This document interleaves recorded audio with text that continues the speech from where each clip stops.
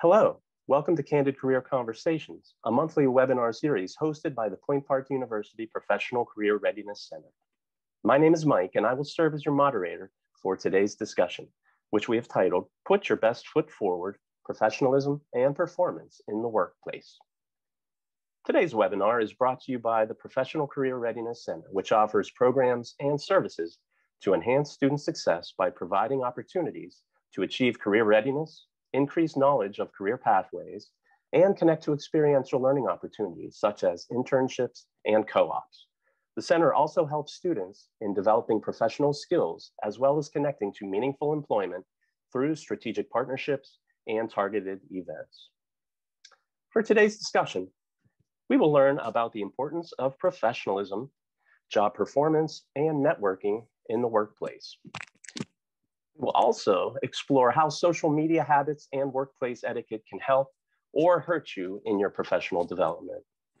Today, I'm happy to welcome my friend and former colleague, Aja Smith, Operations Manager at the Bridge Career Center of Pittsburgh, part of Equus Workforce Solutions.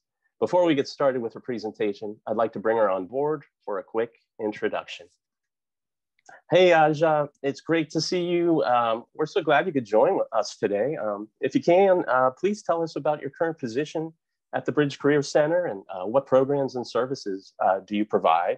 And also, what is your connection to Point Park University? Sure thing. Well, first off, thanks for having me. Appreciate reaching out. Always nice to get to work with you and to get to work with you again. Yep, I'm currently the operations manager at the Bridge Career Center. We're located just a couple blocks from Point Park on 5th Avenue in the Warner Center. Currently, we run WIOA programming through Partner for Work. We help young adults who are 16 to 24 with career advancement. So anything from getting into a college like Point Park to doing a trade school, getting credentials, getting GEDs, just about anything to help someone take their career to the next level.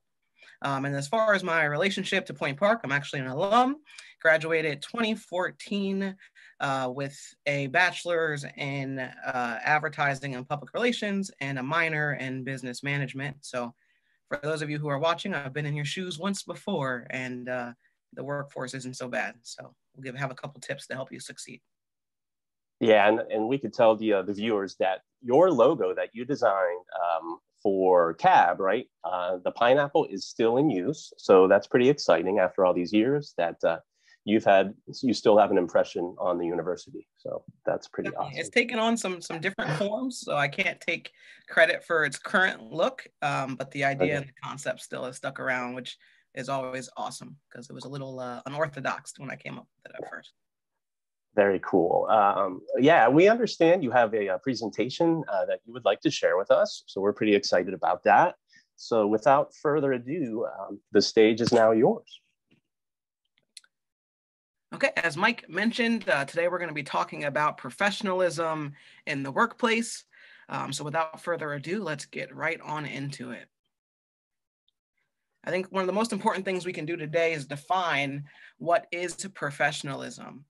And professionalism, according to the dictionary, is the competence or skill expected of a professional. What expectations are there when I enter the workforce? That's the question that we're going to answer today, and the question that you can be asking yourself as you enter into the workforce yourself. Keep in mind, throughout this presentation, some of these expectations may not fit directly into the career that you step into, but I'm going to try to hit on broad sweeping expectations that pretty much cover the basics of professionalism. Starting off with workplace etiquette. Have a couple tips here under workplace etiquette. The first one is showing up ready to work. So if you're expected to be at work at 9 a.m., whatever devices, technology that you have to use, they're charged, they're ready to go. I used to be guilty of it when I first started working. I would be sneaking my breakfast in when I first stepped into the office. You really want to do your best to make sure you've already eaten, all your devices are ready to go, and as soon as you're supposed to be on that clock, that you're ready to work and to get started on any assignments that you may have. Next, definitely want to try to handle all requests in a timely fashion. people will start to realize if you're reliable or not very quickly. And so sometimes, because I turn things in early, people will get back to me even sooner because they respect the fact that I'm respecting their time as well. Also, this may be simple. We've been doing it probably since kindergarten, but we do want to follow directions. We want to complete assignments thoroughly, making sure that, whatever those instructions were, that you've hit every single box that they're asking for.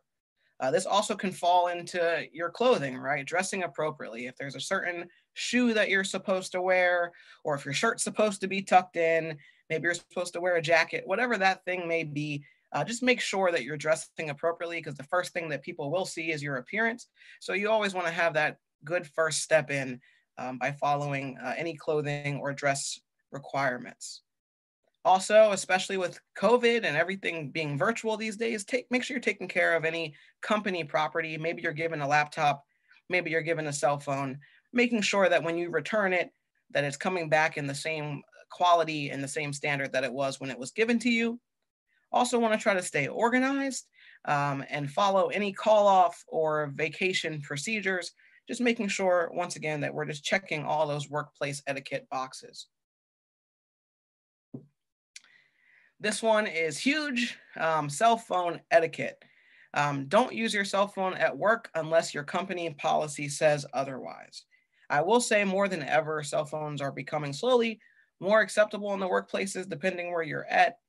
But definitely make sure that you're using it for the right reasons at the right times, because if it's abused, your supervisor might not be so happy to see that maybe you're texting or you're on Instagram or TikTok or whatever social media you may be interested in. And if an emergency does arise, just excuse yourself. Your bosses and your coworkers will understand that you have a personal life. So just take those calls privately, step away. If there's a break room, if there's a hallway, the bathroom, whatever you got to do, step away to take that phone call. And then also, lastly, as far as cell phones are concerned, if you get a cell phone from your company, keep in mind, they can read through every single text message, every single phone call that you create. They can request any log from your phone. So just bear that in mind. I remember when my brother got his first job, they gave him a phone, but like after a month, they were like, wow, you used, 2,000 minutes this month. Who are you talking to?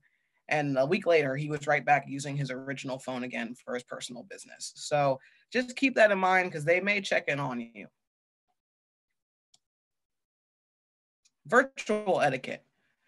More than ever, once again, because of COVID, we are virtual. Today, I have the luxury of working from home, which is amazing. But with that, we do want to be responsible and respectful when we are working virtually. Have a couple of video call tips here. Mute yourself whenever you're not speaking, if possible. Whether it's maybe you're opening a water bottle or grabbing a snack in between, whatever it may be, you want to make sure that you're not being distracting to everyone else. Also, inform housemates that you will be having a video call. The GIF in this here can show you kind of what that looks like if you don't let them know, but you want to give people a heads up so they know, hey, I'm busy for the next 30 minutes. I'm busy for the next hour. As soon as I'm done, I'll be out, but just give people a heads up. If you can lock your door, feel free to lock your door so you can avoid situations like the one in the GIF. Prepare screen share content ahead of time. If you're not comfortable with sharing your screen, or maybe, it's just something you've never done before, practice. It's okay. Get on a Zoom by yourself and practice throwing up the shared content. And also just have it ready to go. If you know that you're going to have to show 5 different things, have it prepared so you're not wasting anyone's time. Stay engaged in the call, pay attention to people. Use the webcam as often as possible, though I'm breaking my own rule right now. You do want to try to do that where you can so people know who you are. Eventually, we will get back to the real world. And so when you end up back in those in-person meetings, people are like, oh, I remember you from that Zoom call. Also, be mindful of others' time and dress appropriately. Obviously, for the most part, people won't be able to see what you're wearing on the bottom half, but you still want to try to dress appropriately in case you end up having to get up, or something to that nature. Okay, self-inventory is number 3 on the list. This is something that's really important. And this is both in your personal life and in your professional life. Self-inventory. So like ask yourself a series of questions to better understand your skills and areas of improvement, right? Conduct a self-inventory. It's powerful. It will help you grow and improve. Sometimes maybe you're meeting the expectation, or maybe things are going well, but we don't want to become stagnant. We always want to be growing. We always want to be improving. And whenever you do that self-inventory, you have to be honest with yourself. That's the only way it's going to really help you, is if you're willing to be honest with yourself and say, hey, there might be these areas that I'm not so strong at, and maybe it's time that I address those areas and improve. This is a quote I found I thought was pretty good. Self-awareness does not stop you from making mistakes. It allows you to learn from them. And people know, if it's your first job, you're just getting out of college, people are aware that you're young. People are aware that this may be your first job. And they understand that you may make mistakes here and there. What they're going to really look at and see is if you grow, if you learn from those mistakes, and if eventually you slowly begin to stop making some of the mistakes you made at the beginning of your career. So self-awareness really is key. If you were in the School of Business, like I was, I think I did a million SWOT analysis for different projects over my course of my time at Point Park. If you have never heard of a SWOT analysis, it simply stands for strengths, weaknesses, opportunities, and threats. So you can just write this on a piece of paper, put a cross or 2 lines, and write strengths, weakness, opportunities, and threats. And a couple examples. So if you're not sure, what's an example of a strength or a threat? For example, here I wrote a strength, right? My reports are always correct and on time. That's great. Now, one thing you want to do with your strengths is keep doing them. Just because you've turned in a report 5 times in a row on time, that doesn't mean on the 6th, 7th, and 8th time it gives you an excuse to turn it in late. Whatever you're strong at, continue to be strong at it and use that as your foundation. A weakness, right? My desk can be messy, which that is real life. I'm not the most organized person in the world, and that's okay. I set aside time either each day, each week, usually at the end of the day and the beginning of the day. I like to clean off my desk and make sure before I head home that everything's back in its place. Because it's a weakness, it's something I know I have to spend time on. And even with being organized, I make sure that I go above and beyond to stay organized, because that is something that I'm not quite as strong at. An opportunity. Now, these you might have to keep a better eye out for, and it might take a little practice to spot an opportunity. But an example I have here is a new business acquaintance seems to respect me and has mentioned collaborating. A lot of times, and you might even know this from plans, your friend might be like, hey, let's hang out, right? And then no one ever reaches out to the other person to actually hang out. The same thing happens in business. It's like, hey, let's work together. Yeah, I got your number. I got your number. But then taking that extra step, right? Taking advantage of that opportunity, actually being the one to reach out first and get that collaboration going. And then lastly here we have threats. I may be 5 to 10 minutes late, but no one's caught me yet, right? Sometimes you may be getting away with something, you may not have gotten in trouble, but you don't want to keep pressing it. You don't want to keep pushing it. If you can adjust, wake up earlier, get the earlier bus, whatever you need to do to address that threat. But that is an example of a SWOT analysis. As I said, something you can just put on paper and do it short and sweet. And then as far as self-inventories, a couple little tips and just pieces of wisdom or advice. Take pride in your work. Even if, say, you get an entry-level position, it may not be your dream job right away. Take pride in that. Be proud of what you're doing and do the best that you can at everything you do. If you guys know Lily Singh, she has a late night show, YouTube channel. She had this really great quote at the end of a video she put out in January where she was doing some self-reflection. And she said, don't be hard on yourself, just work hard. Because we can be critical, and I think that's important, but you don't want to go overboard. If you made a mistake, it's okay. Just the next day, step out and do the best that you can. And then also celebrate those small successes, right? If you turn the report in and the report was 10 pages and you're proud of it, by all means, be proud of that. But then, like I said, get right back to work and get right to it and keep that standard high. All righty, coworkers. Coworkers and professionalism. Now, coworkers can be one of the most helpful tools in the workplace. And when I say that, I mean that they can be used to your advantage. One thing I think that personally I'm pretty strong at is I'm not afraid to claim my weaknesses. And even when Mike and I used to work together, I was never the strongest at Excel. And a couple times there was some spreadsheets that I needed help with, and honestly that I still use to this day, that he created for us. And had I made it, it might not have been as strong, right? So be aware of maybe someone who has a stronger skill set than you in a certain area, and don't be afraid to ask for that help. Also, build constructive relationships. They will help you succeed. You don't want to be rubbing everybody the wrong way. Everyone's human. Maybe your coworker made a mistake. Tell them it's okay. Do what you can to fix the problem and move on. And then obviously working together can help the entire team be successful. The better you guys work together, the stronger the team will be. Got a couple coworker do's and don'ts. On the do side, we have communicate clearly and effectively, right? Be to the point, say what you need to say, ask for what you need to ask for, and address any concerns politely, right? Sometimes this takes a little maturity, but if there's an issue, it doesn't have to become a personal problem.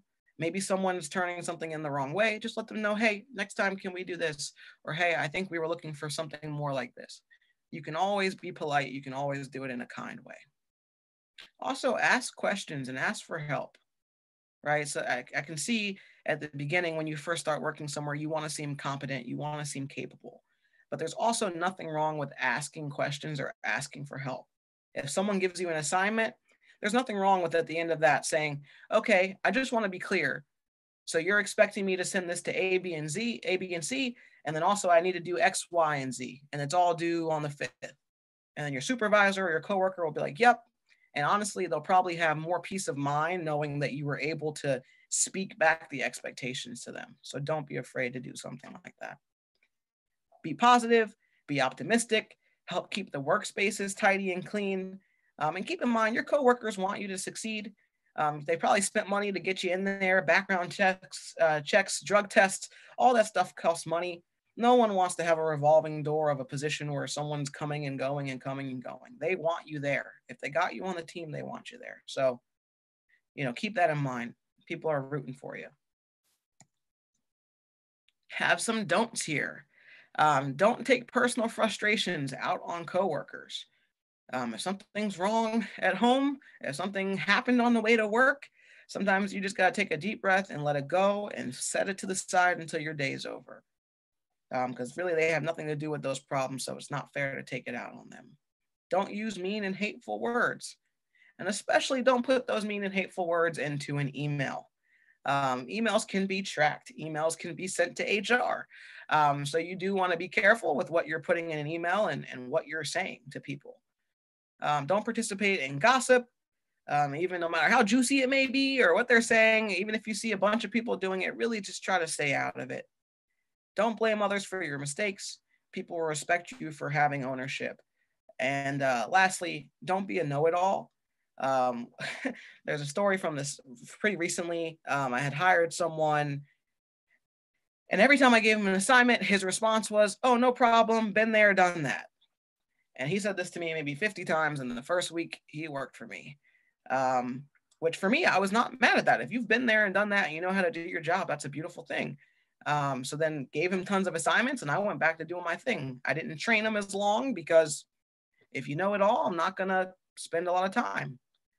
Funnily, a week or two later, it became very clear that he had not been there and he had not done that.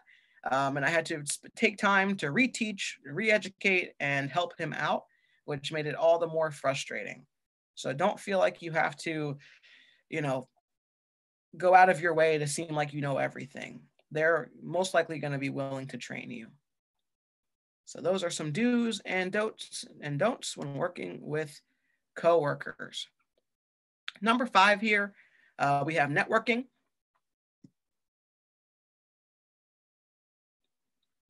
Okay, so networking, this is a quote you've probably heard before in life. It's not always what you know, sometimes it's who you know, right? So you want to really try to be personable, connect with people. If there's meetings that you attend, try to at least talk to one or two people when you attend that meeting, because sometimes those connections can help you get somewhere quicker.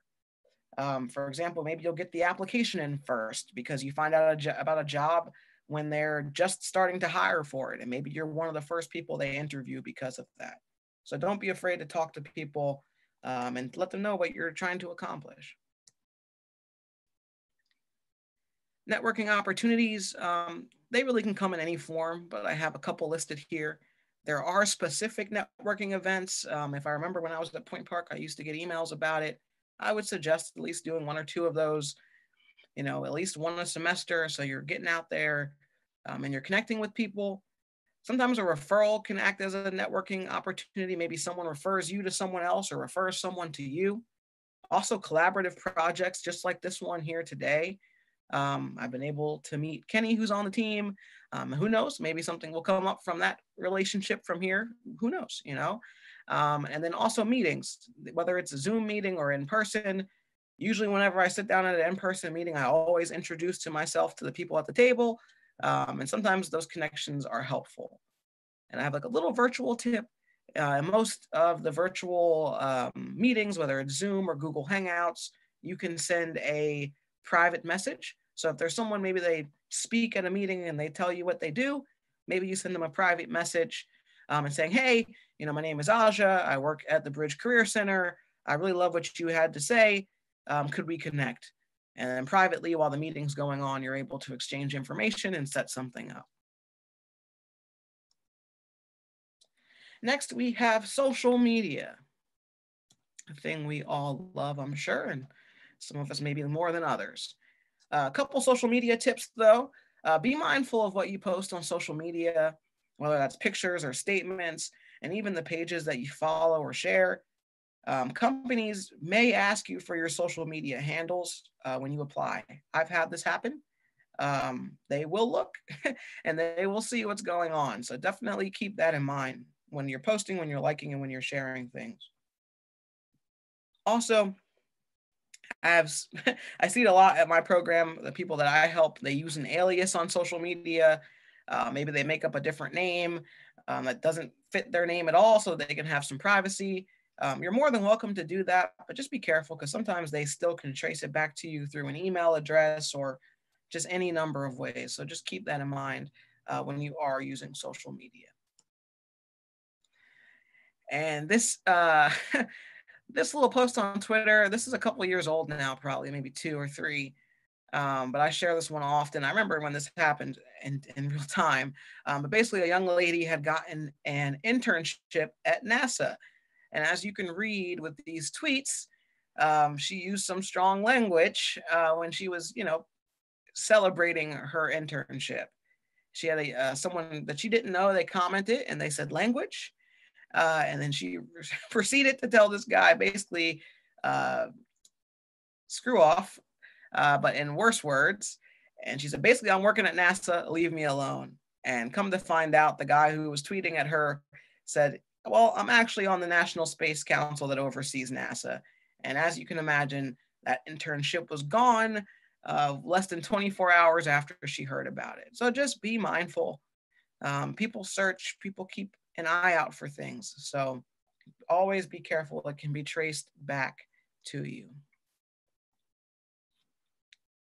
Excelling in the workplace. If I remember correctly, this is the last set of slides here. I just wanted to give some tips for going above and beyond. I will say I graduated in 2014, and by I want to say the end of 2016, I was in a management position. Some of that just comes from going above and beyond. I'm not the world's smartest person, but I am willing to work hard. So let's take a look at what some of those tips may be. So number 1, bring positive energy whenever you're working with others. This is a compliment that I get often, that I'm positive. Yeah, I'm positive in some moments. There are some moments where I'm not, but just be mindful of who you have those conversations with, and maybe you're being a little negative or you're expressing frustration, right? There's a time and place, but try to keep that positive energy. Try to be that person that really pushes the envelope. Number 2, innovate and share those big ideas where it's appropriate. One thing I found when I came into my position that I was younger than a lot of people that were working. So I just had more experience with technology, and I was able to help modernize our team by sharing some of those ideas and sharing some of the technology that I had used in my life. So just because you're new or you're younger than folks doesn't mean that you can't have that big idea that revolutionizes a project or your company. Also have a customer service mindset.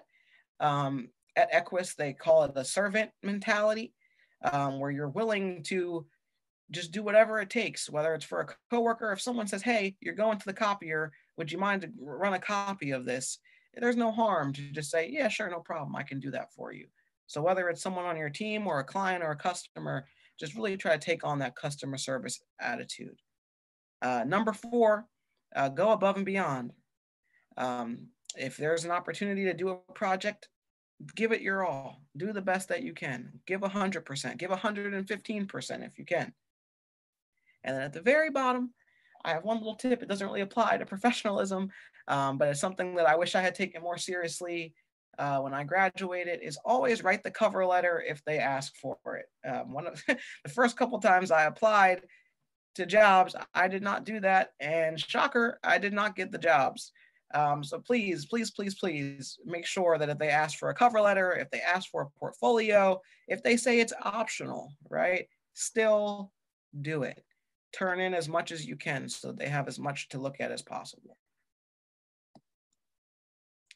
And lastly, you got this, just give it your all, work as hard as you can, reach out to mentors for advice if you need them, but you've done the years, you've done the schooling, just give it your all, and I'm sure you'll succeed. And that concludes my presentation. Thanks for listening. Okay, well, let's get back together here with Aja with our question and answer segment here. That was an awesome presentation, Aja. Thank you so much. I mean, you covered so much in your presentation that is so helpful for students, both young and old, whether they're just starting out their careers or maybe they're switching careers and they're going back to school. There's just something for everyone in that presentation, I think. And even with someone who's, like a seasoned professional who's been around, there's always room for improvement. It's always a good thing to be reminded about workplace etiquette and like this whole virtual working from home world that we're living in. It's, we're all learning new tricks, and, I'm hosting these webinars, which I've never done before. I'm used to being in the classroom. So this was like my new bag of tricks that I had to learn. I'm sure you learned quite a few new things in this virtual world working from home. So, but yeah, you have so many great tips in your presentation there about not to use your cell phone at work, to do social media for fun, all kinds of, doing you mentioned the importance of self-improvement, doing a self-inventory. You talked a lot about some recommendations about networking. All of these things are so valuable for our students. So thank you. Yeah, thank you for that presentation. Yeah, just to kind of review real quick, I know you touched on this in your presentation, but again, remind us how you define professionalism and why is it so important in the workplace to maintain that professionalism? Sure. The definition that I used in the PowerPoint was the competence or the skill expected of a professionalism. But I think what's more important than a dictionary definition is kind of a question that you can ask yourself, which is what expectations are there when I enter the workforce?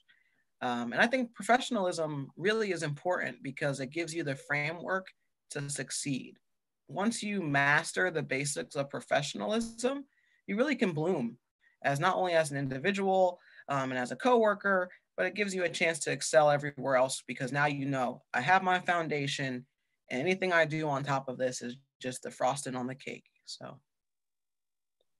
Yeah, that's great. Yeah, some good advice there for sure.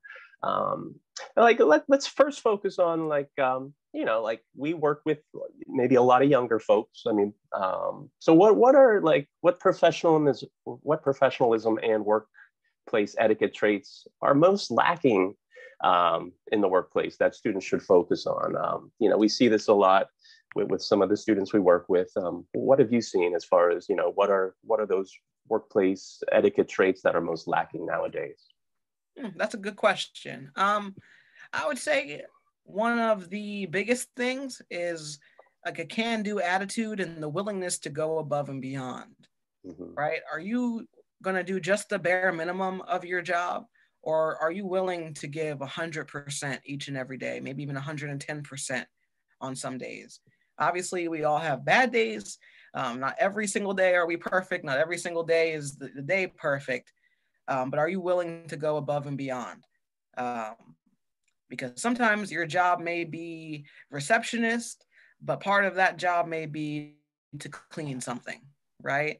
And so are you willing to do that without having an attitude or being frustrated by it? Just willing to help the team succeed in any way.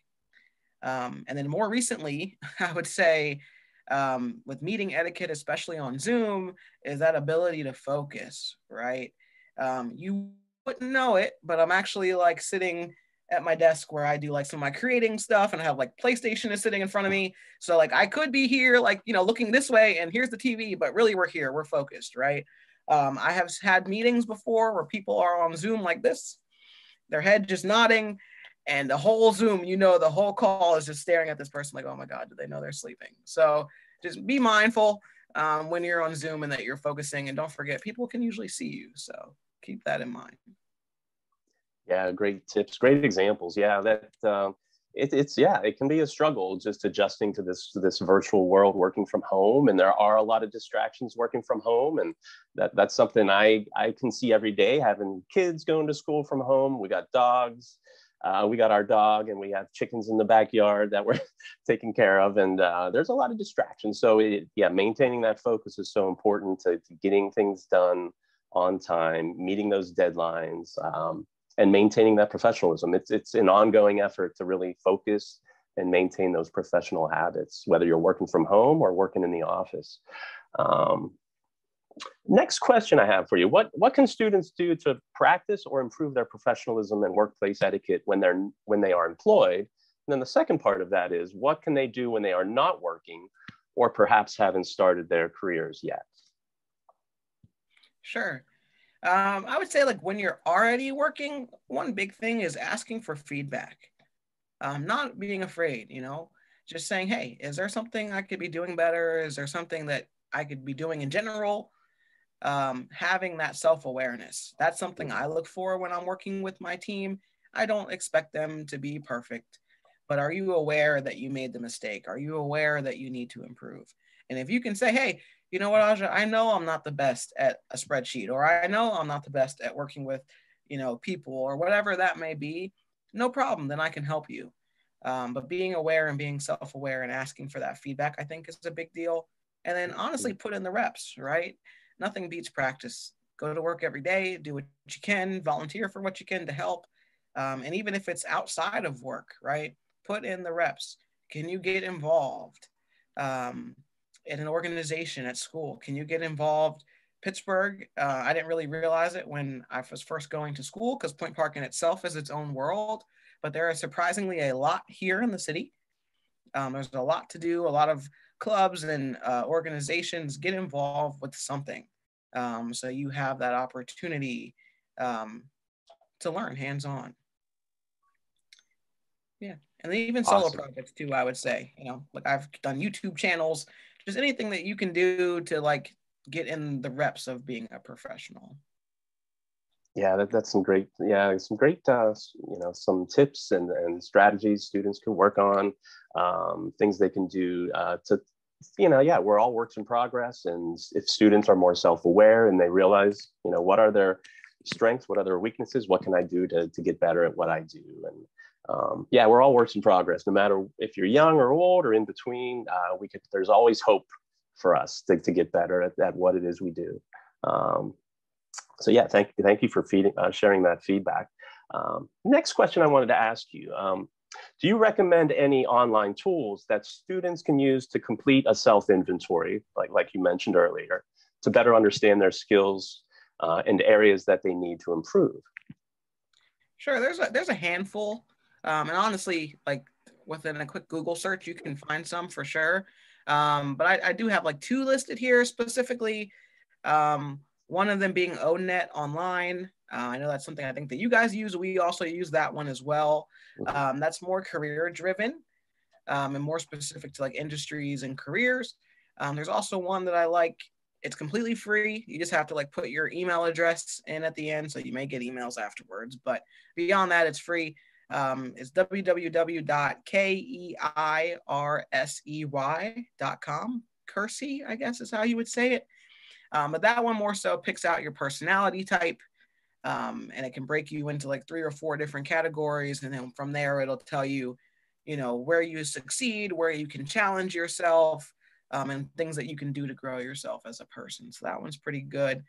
And then honestly, the best self-inventory really is within yourself, I think, is just having a conversation with yourself consistently, right? A lot of times you do that New Year resolution thing where you sit and you think, but doing that a couple times a year, sitting down, well, where am I at in life? Where do I want to be? And how do I get there? And just kind of, sometimes the answers are within and you don't even realize it. Yeah, that's you're getting kind of philosophical and deep on me here, Aja, but I agree. Yeah, you gotta look within yourself for the answers. The answers are there somewhere. You just got to maybe dig deeper and think about your situation and where you're moving towards, with your career, where you're moving toward personally in your life. So yeah, that's some good advice. And yeah, there's all kinds of tools and tips. There's all kinds of online tools you mentioned that I'm going to have to check out the Kearsey's one that you mentioned. And you mentioned some of the career readiness that they have on the ONET online. We use that as well at Point Park. Our career counselors use that. mynextmove.org is another good one to help students more with like their careers and like their, some of their qualities that they bring to the table as far as professionalism. Career1stop.org is another one I think you guys use. I know we've used before, and they're all part of, the Department of Labor and Human Services. The federal government provides a lot of these, the really great resources for students. So, and they're all free. So definitely most of these are free. The ones I mentioned, the ones you mentioned. So that's a key word, free, especially if you're, a working student, you're paying tuition. These are things you could take advantage of that are free. Next question. What are some people in a college student's life that they may not realize are part of their professional network? You mentioned, networking is a great way to kind of connect with people in their career field and kind of move ahead. So what are some people in their network that they may not realize are there to help them? Sure. Surprisingly, I would say most people in your life are probably a part of that professional network, right? If you have friends, right now, it might just be your buddy that you hang out with, after class, but a couple of years from now, you guys are all going to be in the workforce, right? So your friends definitely, stay in touch with people after you graduate, because there might be someone who moves to a different state or is in a certain industry, and they're like, oh, hey, I really need someone, we're looking for this position, and maybe they think of you. Your advisors, if you're in sports, your coaches, right? Even if you're involved in any school clubs, they also count, right? Even the peers that you have, the people that work at the Starbucks, right? A lot of those people have dreams and goals of their own. Maybe they're working a second job and they are connected somewhere. So you never know. Be friendly, speak, talk to folks, and don't be afraid to share what's on your mind and ask questions. Yeah, and then that kind of, some of the points you made dovetails nicely with my next question. Like, what do you recommend to a student who is shy or maybe hesitant to network with former teachers, professors, supervisors, and other mentors? How can they get over their fear and anxiety to connect with people in their network? Sure. Start off by remembering that we're all just people, no matter how young or old. Like at this point now, I've managed people who are like 17, 18 years old. I've managed people who are like 67 or 8, almost 70, I think. And we're all people. Every age I've worked with, they've had flaws. They have had great things about them. So we're all just people. And honestly, because our office may be similar like yours, where people kind of come in from time to time, there's like not a set schedule. Usually I hope someone comes in. It makes the day go by faster. I prefer that side of my job of getting to talk and to help. You probably will save someone from doing a spreadsheet or answering an email. So, don't be afraid, get in there. I can even remember in school where teachers would offer like, hey, I have office hours. If you need help with your assignment, come in, get help. And then they would give back the assignment and they'd be like, hey, no one came. Like, they kind of sounded defeated. No one even came to my office hours for, months on end. So someone's probably hoping that you come in and see them, honestly. And really, it's their job. They are getting paid to do it as well. So most people are happy to see you, though, honestly. Yeah, good points. Yeah, all good points. Yeah, like, yeah, there's no need to put like your mentors on a pedestal and make them like out of reach or not worthy of your time to ask them questions. They want to help, like you said, Aja. They really want to help and connect with, their students, and help them along with their careers, because that makes them look good too if they could help a young person connect with other professionals and get their career started or develop in some way. So that's all, part of the job to help people with their career readiness and make them, help them, point them their way, to their career, or the next career if they're switching careers. Next question. What are some social media platforms that you recommend for professional development and networking? Well, the main one, right, is that professional one, which is LinkedIn. I'm sure you guys, if you've taken career development yet, you've probably had to make an account. It's definitely worth making. But really, depending on what your career field is going to be, depending on, if you're in some sort of creative field, or maybe you're a dancer, or maybe you're in marketing, Facebook, YouTube, Instagram, Twitter, even TikTok, any of these things are fine, depending on how you use them, right? It's a tool. So you don't want to use a rake to try to shovel the snow. It's not going to work, right? So try to keep in mind, what it is that you're attempting to do. If you're in marketing, there's nothing wrong with creating a YouTube page that shows off the work that you've done, or a Facebook. You can make a, what is it called? Like a page on Facebook. Instead of your profile, you can have a page for a business or a project that you're working on. So definitely use social media to your advantage, because as I mentioned earlier, they may ask to see it anyway. So if they ask to see it, there might as well be some cool stuff on there that's impressive. And then also, if you're in that creative world or acting or whatever it may be, don't be afraid also to make your own website. Tons of free platforms. Wix is really great. Squarespace is really great. Like, set up that virtual profile. It'll show that, number one, you have initiative, and number two, that you know what you're doing and that you're able to create, whatever awesome things you put on that website. Yeah, great advice about social media. And yeah, I mean, social media is one of those double-edged swords, I always say. It could help you or it could hurt you depending on what you put out there, right? If it's negative, you'll come across as a negative person. If it's positive, you'll come across as putting good out into the world and sharing that positivity with others. So, but it's also important to realize, there is a line between professional and personal, right? So it's okay to kind of separate those two. And you have your professional social media sites, and then you have your personal ones as well, and you can keep them separate as well. And that's important too, to realize, that's okay to do that, and it's recommended. Next question. If a student is active on LinkedIn, Facebook, Twitter, Instagram, any of the social media sites we hear about, what are some topics they should avoid posting or liking in order to maintain their professionalism and keep their job? Sure. I would say probably anything overly political you want to be careful with.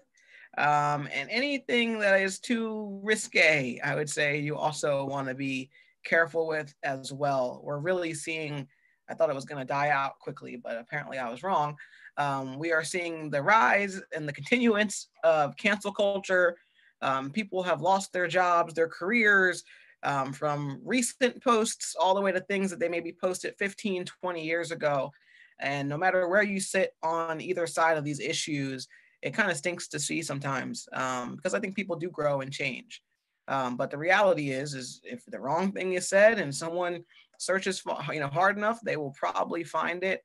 A great example of that was Kevin Hart. Was that last year or the year before? He was supposed to host one of the biggest award shows of the year. Someone found like a joke that he had made on Twitter. He is a comedian, but people still took it personally. And once again, whatever side of it that you fall on is up to you. But regardless, a tweet did stop him from not only making some money, but also achieving one of his personal goals. So that can happen to anyone. And I'll share another quick one. it was probably like a year ago, maybe 2 years ago, not probably a year ago. Chance the Rapper, if you guys are familiar with him, he's known for having a little bit more of, especially now, his first album's not so much, but nowadays he really has like a squeaky clean kind of image. He does a little bit of like gospel music and all of this and rapping and all of that. And he liked someone's Instagram post. And when you're really popular on Instagram, the popular people pop up and they'll say, Chance the Rapper liked this. And he had liked something that was kind of like ignorant and rude and hateful, and his fans lost their mind. And he came out and said, I didn't even know I liked it. Whether it was intentional or by mistake, like he didn't even know, but it popped up and he was certainly getting some heat for it. Yeah, that's crazy, the cause and effect. So maybe like a good kind of word of advice would be think before you speak, think before you tweet, right? That's probably good advice. And it rhymes. So it does. It does. I just came up with that on the spot here. So I try sometimes. Last little question, and this is kind of a fun one. What are some things, you're a Point Park grad and alumni. What are some things you did as an undergrad student at Point Park to help you develop your professionalism and expand your network? Sure. Well, for me, like my favorite memories at Point Park are definitely working with CAB, Campus Activities Board. If you're looking for a club, I will still shamelessly plug it probably till the day I die.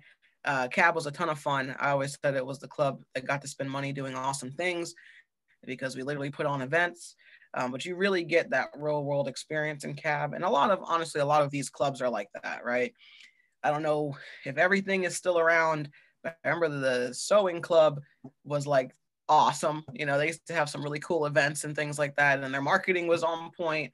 They had like really cool t-shirts and stuff, and that's all real world experience, right? It's putting together a project, working as a team, planning something out, thinking it through. Those are all things that you do in a job. Also getting a part-time job or maybe a work study, even volunteering, right? Like as I said, I was in marketing, so I would volunteer sometimes, even if it was just for a week or two at different businesses, just small companies.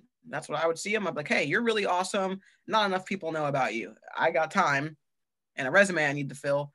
I can make you a new logo. I can make you a flyer. I can make you whatever. And I would just do little one-off projects for people sometimes just to get my name out there and to build up my portfolio. And then, attend events in your field and just attend events around the city. I think especially when you're in school, it's easy to look at like what's on the school website, what's the school promoting, but you're really living in a city that has so much going on. So much. Like I grew up in New Jersey where there's not much to do, honestly, sometimes. But here there's like every interest that you could ever have. There's probably a club or an activity or something going on around the city. So just do some Google search. Great advice, Aja. Yeah, thank you so much for sharing some of your experiences that you did as a Point Park student, and maybe a few of our viewers will get some good ideas and things that they can do. Not only that to develop their careers and get their careers a nice little kickstart, but just to have fun and experience what is out there in the city and at Point Park and expand their boundaries. And definitely make that experience at Point Park a quality experience. So in closing, I just want to thank you again, Aja, for sharing your knowledge and experience about professionalism with us today and all your great tips and strategies. It was a really great conversation, and we appreciate all that you do to help your clients, to help our students with the webinar today. And it's all about getting the young people and all of us really career ready and getting better at what we do. So that's what it's all about. So thanks again. Of course. Do that cover letter. I promise. It'll make a difference. You'll get the job more likely. Do the cover letter. Definitely. Yeah. If there's anything, hopefully you take that away from today's presentation along with a few some good tips and strategies. So do the cover letter. We hope you found this discussion helpful as you continue your journey on your career pathway. I'd like to remind you that the Professional Career Readiness Center at Point Park is here to help you as early as freshman year and long after graduation. So please connect with us on social media so that you can stay up to date on all of our programs, giveaways, and events. You can follow us on Instagram at PPU Careers, Facebook, LinkedIn, and YouTube. Also, as a reminder, all career readiness appointments are scheduled through Handshake, So please connect with your career counselor today to schedule an appointment. Thank you again for attending this month's Candid Career Conversation, and we hope to see you at the next webinar. Until then, take care, be safe, and stay healthy.